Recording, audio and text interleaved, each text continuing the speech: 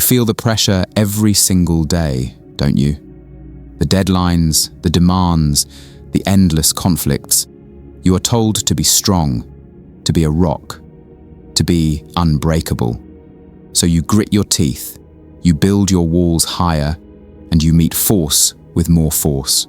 You push back against the world with all your might, and you feel yourself starting to crack. You end every day exhausted, brittle, and wondering how much longer you can hold on. But what if there is a different kind of power? A power found not in the unyielding rock, but in the most humble, most underestimated substance on earth. Water? 2,500 years ago, a mysterious sage in ancient China named Laozi saw this. He looked at the world and saw a power in yielding, a strength in softness. To explain his philosophy, he offered this profound observation. The supreme good is like water. It nourishes all things without trying to. It is content with the low places that people disdain. In this, it is like the Tao. So what does this actually mean? And what is the Tao? The Tao is not a god. Think of it as the natural, intelligent, effortless flow of the universe. It is the unspoken rhythm that makes the seasons turn and the rivers flow to the sea. Laozi believed water is the greatest physical metaphor for this ultimate power. His quote reveals two great lessons. First, that water gives without competing. It nourishes all life, the tree, the animal, the person, without asking for thanks or recognition. Second, water is humble. It has no ego. It doesn't fight to be at the top of the mountain. It is content to seek the lowest, most overlooked places. And, in doing so, it gathers the strength of 100 streams and becomes the mighty ocean. This is the secret of the watercourse way, a philosophy of yielding to win, of giving to gain, and of finding power in softness. Today we explore the three profound lessons that water teaches us about living a life of effortless power. Lesson 1. The power of the lowly place, humility and gathering strength.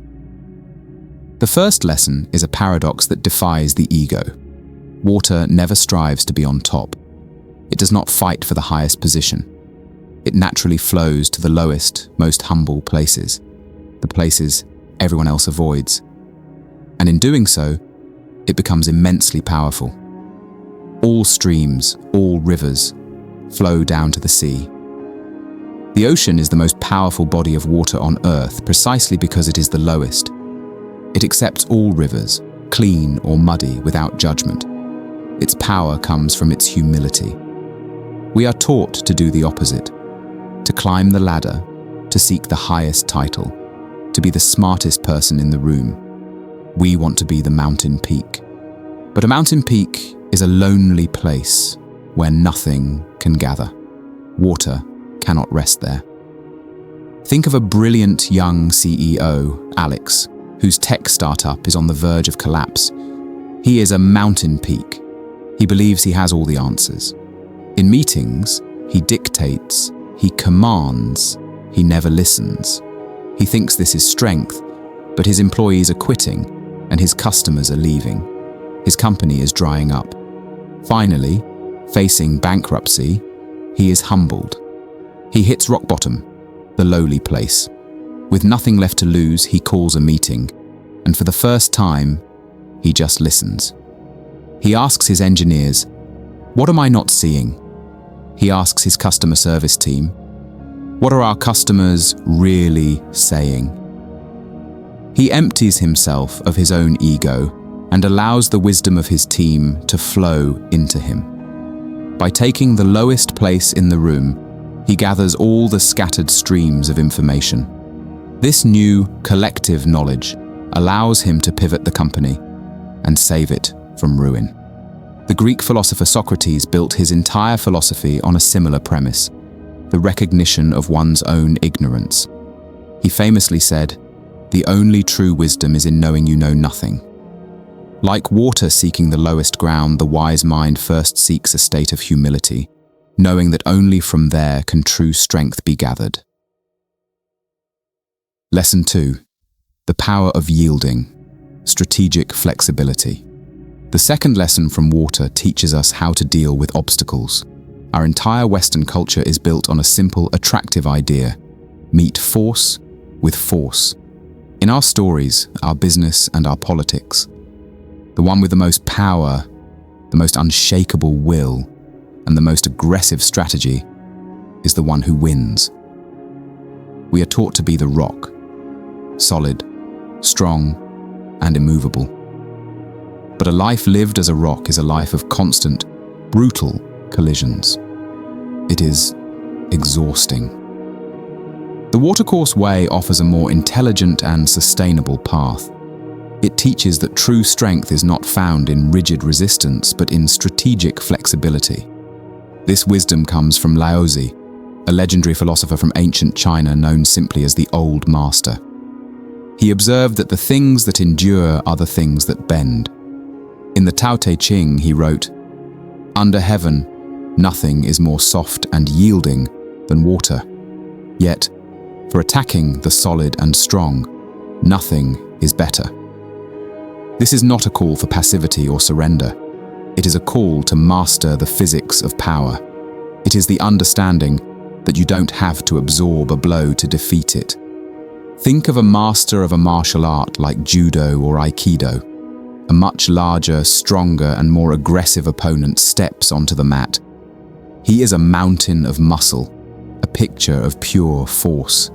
He charges forward, intending to overwhelm the master with a direct, brutal attack. The novice instinct, the rock instinct, would be to brace for impact, to meet force with force. The novice would be instantly crushed. But the master does not brace. She does not resist. She yields. As the massive force comes toward her, she doesn't block it. She joins it. She moves with its momentum, and with a single, small, almost invisible turn of her hip and shift of her balance, she redirects her opponent's own charging energy. The massive opponent, his force now useless, is sent tumbling effortlessly onto the mat. What happened here? This wasn't magic. It was a profound understanding of strategy. The master won, not by being stronger, but by being smarter. She did not absorb the force. She became a conduit for it. She made her opponent's greatest strength his greatest weakness. This is Wu Wei, effortless action, in its purest form. It is the highest form of strategy to win without a direct head-on battle. By yielding, she remained in complete control. Lesson 3. The power of giving, the law of the ecosystem. The final and most profound lesson of water is about its relationship with the world. Our culture often glorifies the lone predator, the shark, the wolf, and teaches a simple model of success. The one who takes the most wins.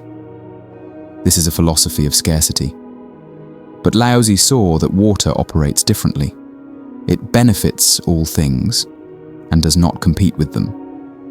It practices a philosophy of abundance. Look to nature, and you will find that the most powerful and enduring forces are not the lone predators.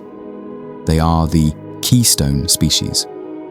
The coral reef becomes powerful, not by taking, but by creating so much value that the entire ocean ecosystem reorganizes itself around it.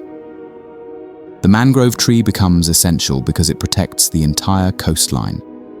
The lesson is clear. To become truly powerful, become essential. A seasoned software architect, Daniel, could hoard his knowledge. He could see his colleagues as competition. This is the lone predator mindset. Instead, he chooses to be the coral reef. He spends his free time generously mentoring junior developers. He shares his techniques on open forums. He champions the good ideas of others. The result? Daniel understood a deep truth. Knowledge that is hoarded becomes stagnant. Knowledge that is shared becomes a living, growing network with you at its center. He didn't just give away help. He built a community that in turn was deeply invested in his success. His reputation becomes legendary. He is seen not just as a skilled technician, but as a leader. By nourishing the system, he became the most valuable part of it. As Laozi wrote, "The sage does not hoard. The more he does for others, the more he has for himself." We see the lessons of water, the power in humility, the strength in yielding, the abundance in giving.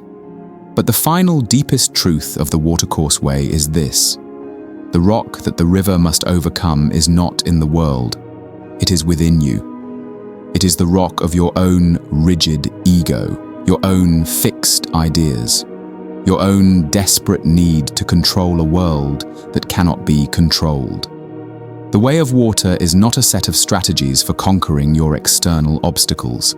It is a path to dissolving the primary obstacle within yourself. When you stop being a rock, there is nothing for the world to break against. When you learn to flow, you become one with the current of the Tao itself, effortless, unending, and profoundly powerful. Stop fighting, start flowing, and discover the peace that lies on the other side of resistance.